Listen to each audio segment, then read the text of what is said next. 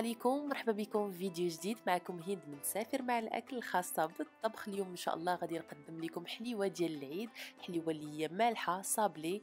غادي نخرجوا فيها تشكيلات كثيره بنفس العجين بطريقه سهله وكيجي هشيش ولذيذ ما تشبعوش منه. قبل ما نبدا الفيديو بغيت نشكر الناس اللي كتدعمني وكتشجعني وجات من القناه الخاصه بالسياحه. كنشكركم بزاف على التعاليق الجميله ديالكم وعلى اللايكات ديالكم، الله يكبر بكم. ان شاء الله غادي نحط لكم بزاف ديال الوصفات. على بركة الله غادي نحتاجو نص رابعة ديال الزبدة بحرارة المطبخ. من الأحسن تستعملوا زبدة نوعية جيدة، بعدو شوية من المارغرين المضرة بالصحة. هنا كنحتاجو نص كاس ديال الزيت النباتي. بالنسبة للمقادير والعبار مضبوط غادي نخليه لكم مكتوب في صندوق الوصف. معلقة صغيرة ديال الملح، وكنضيفوا معلقه صغيره ديال البزار او الفلفل الاسود. بالنسبه يعني التوابل هاد الجوج كافيين. وهنا الاضافه معلقه صغيره ديال الثوم بودره ومعلقه كبيره ديال لا موطارد او لا الخردل. يمكن لكم كما قلت لكم ديروا غير الملح والبزار فقط ولا موطارد، ضروري من الموطارد كيعطي النكهه زوينه. كنحاولوا نخدموها هكا بيدينا مزيان. عاد كنضيفوا الجبن. بالنسبه للجبن ديروا جوج ديال الجبن المثلث، انا ما متوفرش عندي. كيعجبني هذا الجبن صراحه كيكون فيه الاعشاب والثوم.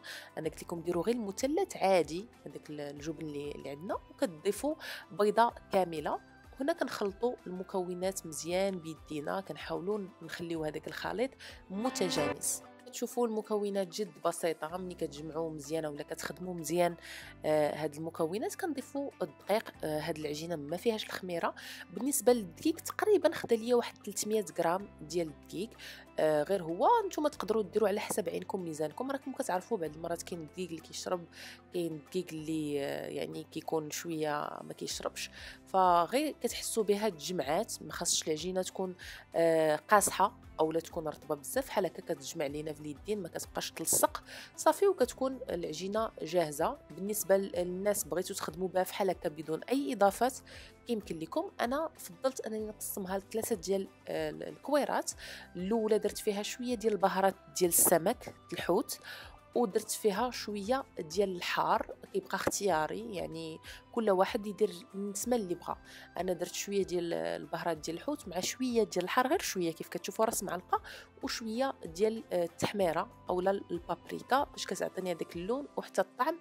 انا التحميره عندي فومي المدخنه زوينه، كتعطي واحد اللذه مزيانه. ما كايناش ديروا غير العاديه. كنحاولوا ندمجوا هذيك التوابل مزيان في العجينه ندخلوها لداخل. بالنسبه للكميه انا راه درت غير كميه قليله كيف كتشوفوا. هنايا العجين الثانيه ضفت فيها بهارات ديال البيتزا، هي عباره عن اعشاب منسمه. يمكن لكم الا ما عندكمش ديروا غير معها شويه ديال الزعتر كافي. كنخلطوا مزيان. هنايا عندنا ثلاثه، الاولى ديال الحار كيف كتشوفوا، الثانيه ديال البيتزا اللي فيها الزعتر، والثالثه خليتها عاديه بالعجين الاول ما ضفت ليها حتى شي اضافه. فهمتي؟ كيبقى لكم الاختيار لكم نتوما اشنو بغيتوا. الخطوه ضروريه، خاصنا جوج ديال البلاستيكات هكا الميكات، اولا يمكن لكم ديروا الورق ديال الزبده. كنحطوا العجين ديالنا لداخل، وعاد باش كنفرشوا ورق اخر هكا كيسهل علينا اننا نورقوها ما كتلصقش لينا، حيت ما خصناش نديروا الدقيق ولا هذا.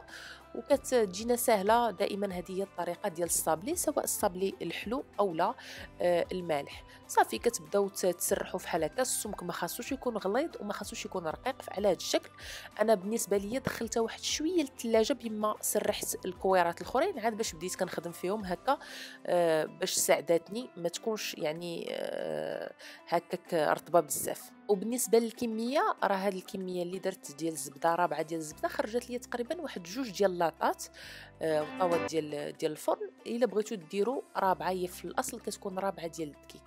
كتضاعفوا المكونات. انا هنا في الاول درت هاد الطويبع ديال النجمه. نتوما اختاروا اي شكل عندكم متوفر. صافي كتبداو تحطوا هكا في اللاطه اللي فيها الورق ديال الزبده باش ما تلصقش لكم. وملي كيشيطوا لكم ديك الجوانب كتعاودوا هكا تلويوهم وكديروهم. هنايا خديت البيض ديال البيض اللي باش غادي ندهن هذاك النجيمات ديالي. كندهنهم من الفوق. علاش؟ باش داكشي اللي كنديرو من فوق منهم كنلصقو كيلصق. داك البيض البيض كيساعد بانهم كيلصق. هنا خديت البذور ديال الخشخاش اولا البافو. كندير شويه من الفوق. التزيين كيبقى كل واحد والجهد ديالو، كل واحد شنو متوفر عنده. انايا داكشي اللي عندي خدمت به وبغيت نعطيكم فيه افكار. هنايا درت اللوز ايفيلي ولا هذا الرقائق ديال اللوز، كنحاولوا نستفوهم باش يلصقوا مزيان مع هذاك البياض ديال البيض باش ما يطيحوش لينا من بعد منين يطيب الصابلي. صافي كنبقاو نضيفو بشويه بشويه وحنايا كنستفو كنقادو. يمكن لكم تذوقوا بحاجات اخرين، انا كما قلت لكم كنحاول نعطيكم فقط افكار اشنو درت انايا. بالنسبه للعجين اللي فيها الحار كيف كتشوفوا راه كتجي شويه اللون ديالها مغموق، هذه قررت انني ندير لها الشكيل مربع، يعني نخالف شويه على النجيمه. هادو اللي عندي الطويبعات اللي عندي قبلوا عليهم. المهم درتهم هكا مربعات. كيف كتشوفوا العجينه راها رقيقه، يعني ماشي غليظه، حيت كتنفخ واحد شويه في الطياب باش يجيكم داكشي رقيق وزوين، يعني ما تكونش العجينه غليظه. وحاولوا ديروهم نفس السمك باش ما يتحرقوش لكم وحدين ويبقاو وحدين ما طايبينش بزاف. كيف كتشوفوا حاولوا ديروهم في نفس السمك. حتى هادو حاولت انني من الفوق ندهنهم ضروري من بياض ديال البيض. ومن بعد قررت انني ندير لهم الزرارع. هذه الزريعه ديال نوار الشمس ولا عباد الشمس، الزريعه الكحله منقيه.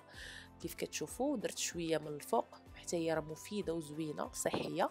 ودرت هاد الزريعه ديال اليقطين اولا ديال القرعه حمراء، حتى هي كتكون نقيه زوينه وكتكون مفيده يعني حتى للصحه. هي هذا اللاطه ديالنا الاولى غادي ندخلها للفران ونصاوب اللاطه الثانيه. بالنسبه للفران يكون شاعل من الفوق من التحت. دخلتو على 200 درجه ودخلتها، راه ما كتاخذش الوقت بزاف، شي 15 دقيقه هكاك، ربع ساعه. غير هو ردوا البال باش ما يتشوطوش ليكم، ولا كانوا شي وحدين مرقاق راه غادي يطيبوا دغيا. المهم هنايا هذيك المربعات درتهم نص نص، وحده درت فيها الزراره وحده درت فيها هنايا الجبن اللي هو محكوك، واللي الدوائر كيف كتشوفوا. بالنسبه لهذوك اللي فيهم الفرماج ما دهنتهمش لانه الفرماج راكم عارفين كيذوب كيلصق.